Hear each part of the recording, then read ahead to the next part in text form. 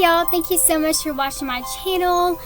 I just wanted to say a hello to all of my subscribers that have been there for a while, and hello to the new ones. My channel has grown tremendously, even in my absence, and I will let y'all know I have missed uploading so much. I had to take a little break because, you know, the cases kind of wear on you a little bit when you do it for so long, and like you just get so emotionally connected to the cases. So that's why I had to take like a quick little break, and I'm back now, good to go.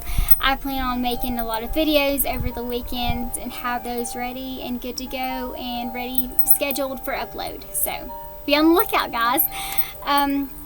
So also I want to start a new series called Found, and this will include missing persons that have been found, whether it be unfortunately deceased or happily alive. And it will also include those who were nameless and who now have their names back, so no longer nameless. I know y'all love that series, which is what we're covering on today's Friday 5. So let's get started with 5 persons who are no longer nameless. On my last No Longer Nameless, I covered former Jane Does, so here are the former John Does who now have their names back. On May 26, 1984, the body of a white male, believed to be around the ages of 25 to 35 years old, was located near the Gerald Plantation Road at the High-Cheney Experimental Forest in northern Jones County, just about 20 miles east of Forsyth, Florida. He had suffered an apparent gunshot wound to the head. His estimated date of death was May the 20th, 1984. At the time of his discovery, it was noted that he had dark brown, curly hair that he had worn over his ears and a possible mustache. In 2006, the Georgia Bureau of Investigation would exhume the body and collect the DNA. After 33 years, in November of 2016, the gentleman was finally given his name back. He was William Mulholland, who was reported missing from Fort Lauderdale, Florida, in June of 1984. By 1987, his case had grown cold as leads were few and infrequent. At some point, Fort Lauderdale police had took samples from Mulholland's mother and entered them into the National DNA Index system. Forensic scientists at the University of North Texas matched Mulholland's DNA with a sample from his mother.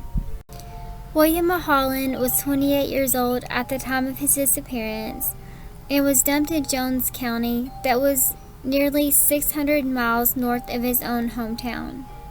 If you have any information regarding the case of William Mulholland, you are urged to contact the Miami-Dade Medical Examiner's Department listed below.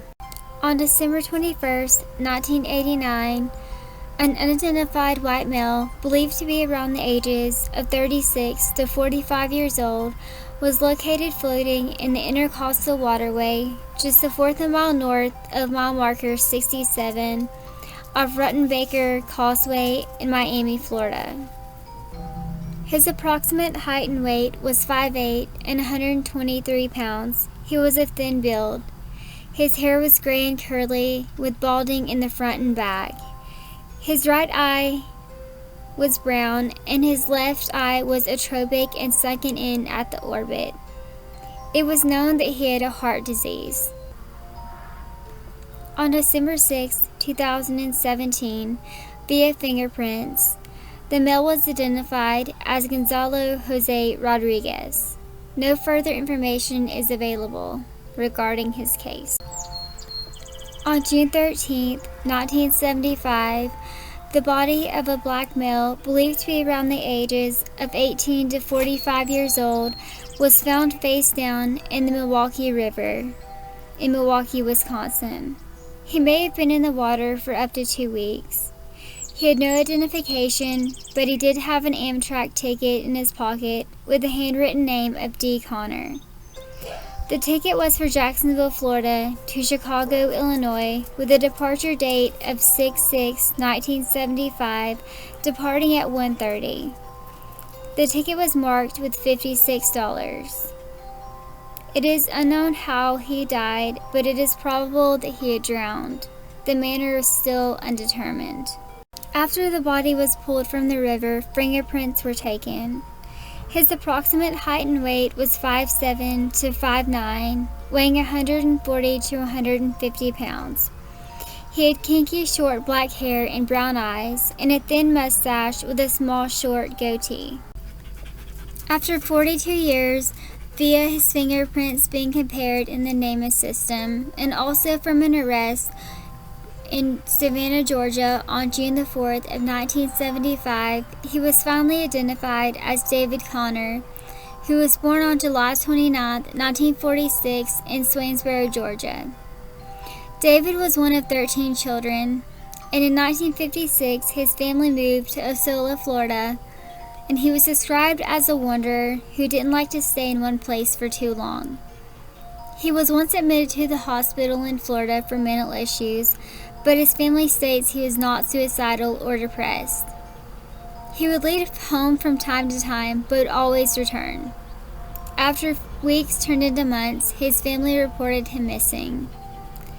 His remains were not located in the plot in which he was supposed to be buried, and cremations were not yet done at the time of David's death.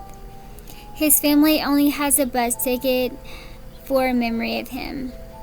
If you have any information regarding David Conner's case, please contact the Milwaukee County Medical Examiner's Office listed below.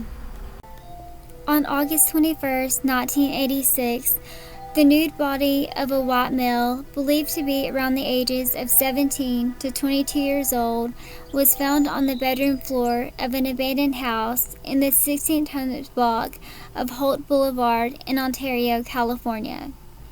He had no identification on him, and his fingerprints were not in any databases. His cause of death was blunt force trauma to the head, and his state of remains were in advanced decay. His estimated height and weight was 5'8" to 5'10", and 130 to 140 pounds. In May of 2017, after 30 years, he was finally identified by the FBI and Nameless as Joseph Joe Pace. Joe was originally from Needles, California, but was a frequent visitor of Ontario, California, where his parents both had worked. Prior to his death, he was seen with a couple of individuals who the family didn't know well. Family members stated they recalled the names, the youngest being Jesse and his older brother being named Michael. The brothers lived in the area of 7th Street and Grove Avenue in Ontario, California at the time. There is also an unnamed girlfriend that was 18 years old who lived in the Needles area. Investigators would like to speak with this young lady. And just to clarify, she was Joe's girlfriend at the time. If you have any information regarding Joseph Joe Pace's case, please contact the San Bernardino County Sheriff's Office listed below. On October 15, 1991, a white male, believed to be around the ages of 55 to 65 years old, was struck by a vehicle while pushing a cart across the MacArthur Causeway. The vehicle was a 1978 Chevrolet, and the victim sustained multiple injuries and later died due to the injuries. In April of 2017, he was identified as 56-year-old Benedetto Resto. It's unclear what method was used to actually identify him, but I do believe that I read it was possibly fingerprints that identified him. I also couldn't find an original picture of him, so this is just the reconstructive image.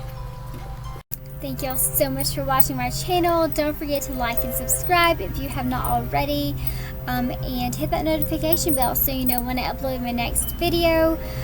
The Patreon is linked below, as well as the one-time PayPal donation fee if you would like to contribute to the channel. That would be amazing, but just the fact that y'all are watching makes my heart happy.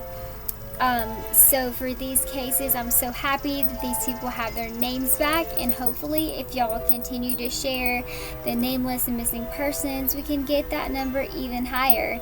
So thank y'all so much for watching, and I will catch y'all on my next video. And I do have a lot of viewer requests coming up in my upcoming videos, so be on the lookout for those. And y'all have a great day or night wherever y'all are at.